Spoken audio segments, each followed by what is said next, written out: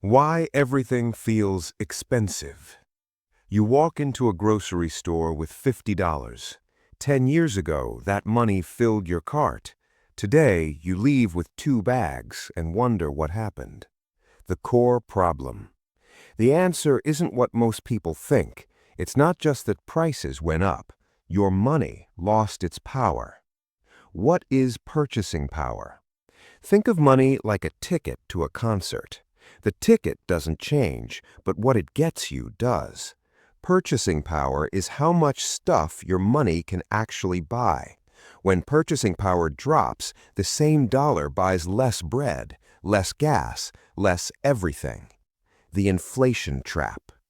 Here's what happened to your money over the last few decades.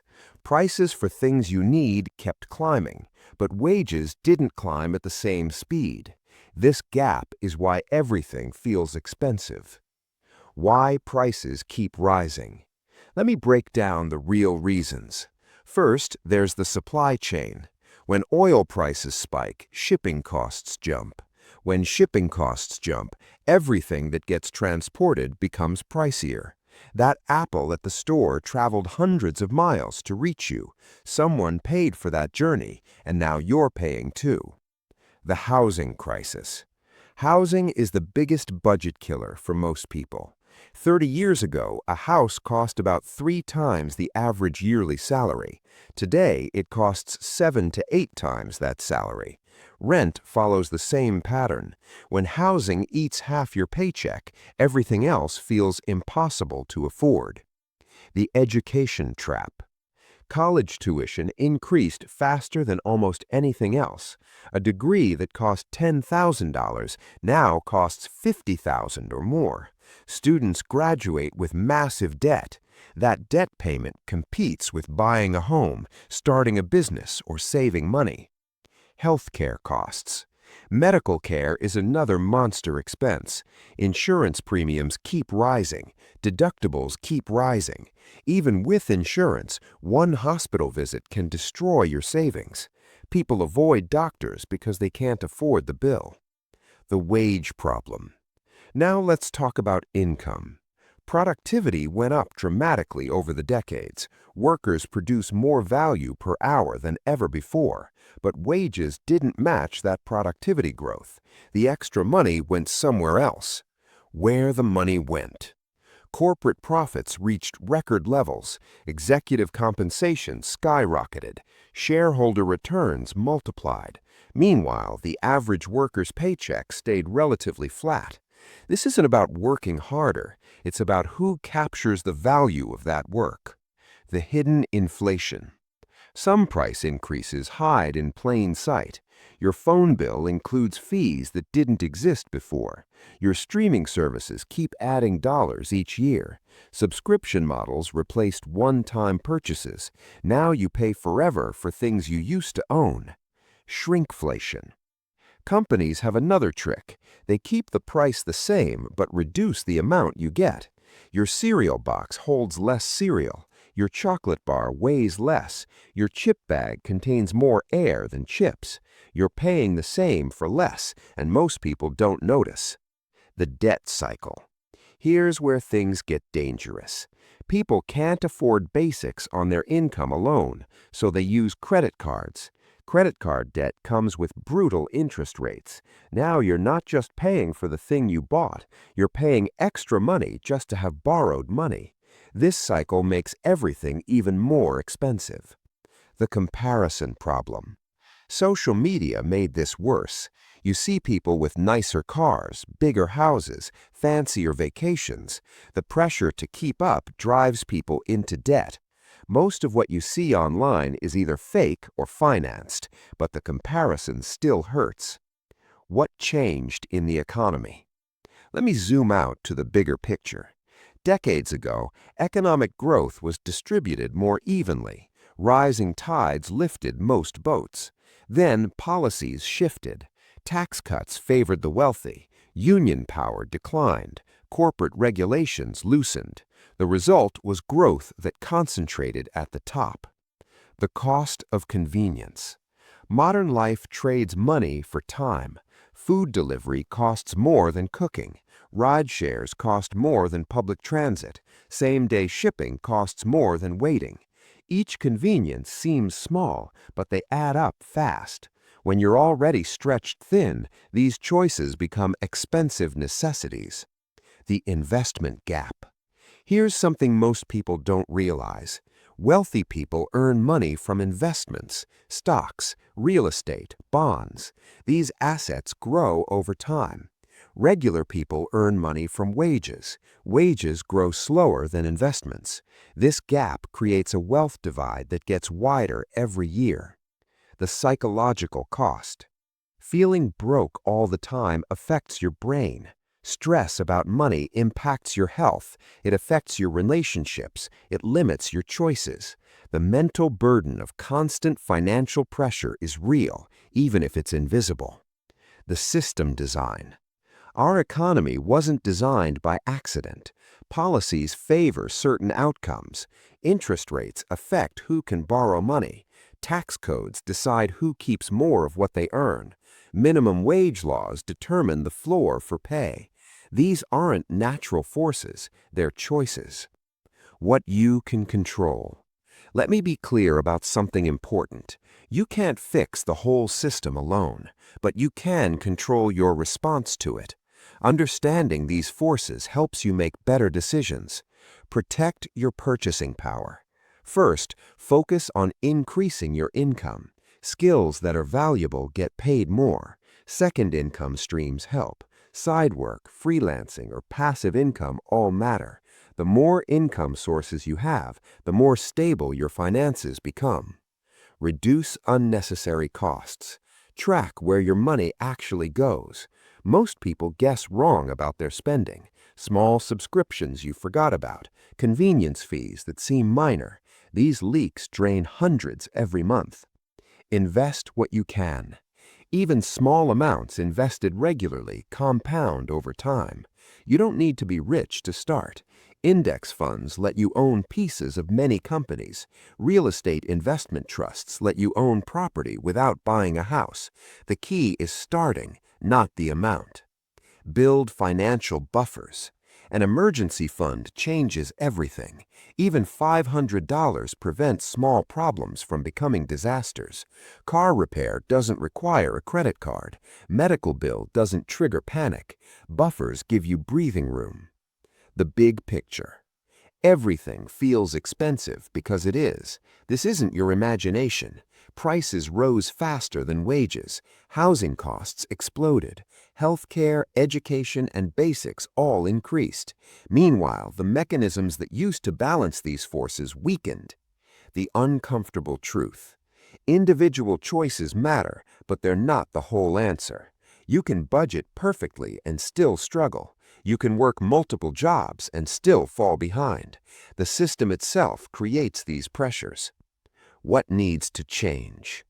Real solutions require structural changes, wages tied to productivity, housing policies that increase supply, healthcare costs that don't bankrupt people, education that doesn't require lifetime debt.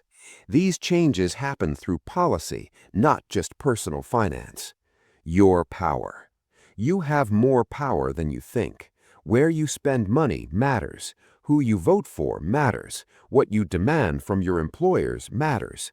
Your voice in the economy is real. The takeaway. Everything feels expensive because the relationship between work and reward broke. Your effort didn't decrease. Your value didn't diminish. The system changed how it distributes the rewards of that effort.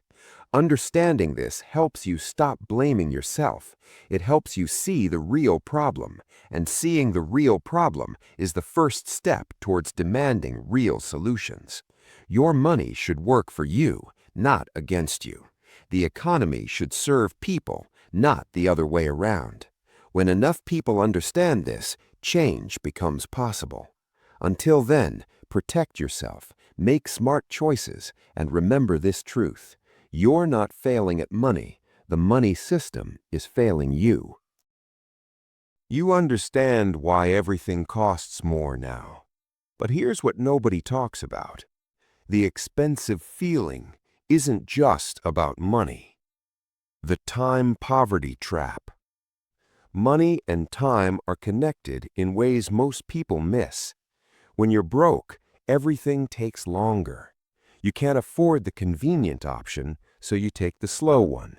You wait for sales instead of buying what you need. You fix things yourself instead of hiring help. Being poor is expensive because it costs you time. The decision fatigue cost. Every dollar becomes a calculation. Can I afford this? Should I wait? Is there a cheaper version? These decisions pile up throughout your day. By the time you get home, your brain is exhausted from money math. This mental load has a real cost, even though it doesn't show up on a receipt. The quality dilemma.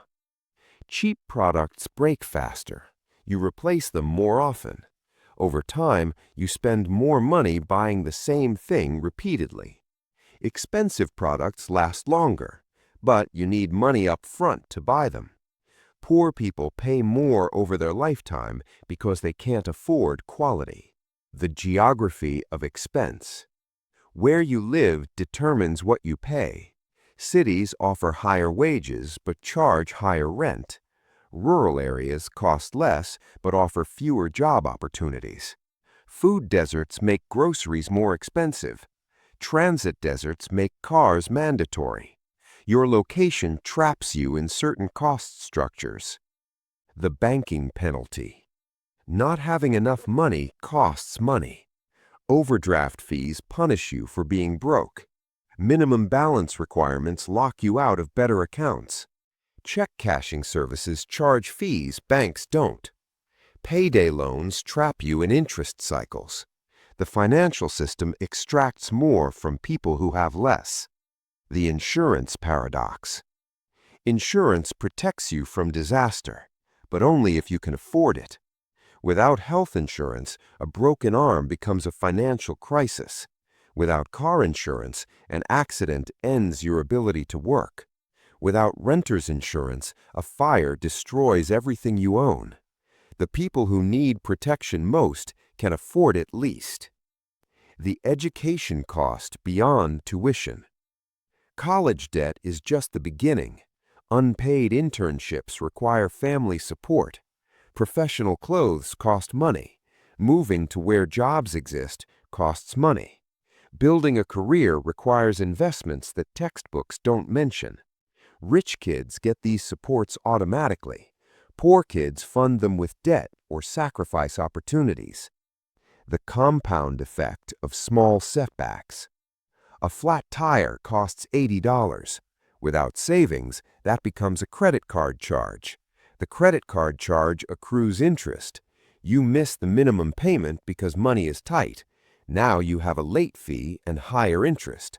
One flat tire spirals into hundreds of dollars over months. The opportunity cost. Every dollar spent is a dollar not invested. When all your money goes to survival, nothing goes to growth. You can't take career risks without a safety net. You can't start a business without capital. You can't move for a better job without moving costs. Being expensive to just exist prevents you from building wealth. The relationship strain. Money problems destroy relationships. Couples fight about spending. Families fracture over unpaid debts. Friendships fade when you can't afford to participate. The social cost of being broke is isolation, and isolation makes everything harder. The health decline. Being broke makes you sick. Stress hormones damage your body over time. You skip preventive care because you can't afford it. You eat cheaper, less healthy food. You work multiple jobs and skip sleep. Poor health makes it harder to earn money. It's a cycle that feeds itself. The credit score trap. Your credit score determines what you can access. Bad credit means higher interest rates. Higher interest means you pay more for the same loan. Building good credit requires having credit, but getting credit requires good credit. One mistake early in life haunts you for years. The rental treadmill. Renting feels like throwing money away, but saving for a down payment feels impossible. Meanwhile, rent keeps rising. Landlords build equity while you build nothing. Homeownership creates wealth through appreciation. Renting just creates housing costs. This gap compounds the wealth divide over decades. The childcare crisis. Raising kids is expensive everywhere, but childcare costs can exceed rent. One parent might stop working because childcare costs more than they earn. Losing that income creates long-term career damage. Stay-at-home parents lose years of wage growth and experience. The penalty for having children lasts a lifetime. The elder care burden. Your parents age, and suddenly you're supporting them too. Nursing homes cost thousands per month. Home care isn't much cheaper. Medicare doesn't cover everything. Now you're financially responsible for 2 generations. Your own retirement savings stop while you fund theirs. The technology tax. Modern life requires technology. You need a smartphone for most jobs. You need internet for applications and communication. You need a computer for school or work. These aren't luxuries anymore. They're mandatory expenses, but they're expensive and they need constant updates. The gig economy illusion. Gig work promises flexibility and freedom, but it delivers instability and no benefits. No health insurance, no retirement contributions, no paid sick days, no unemployment protection. Gig workers trade security for survival.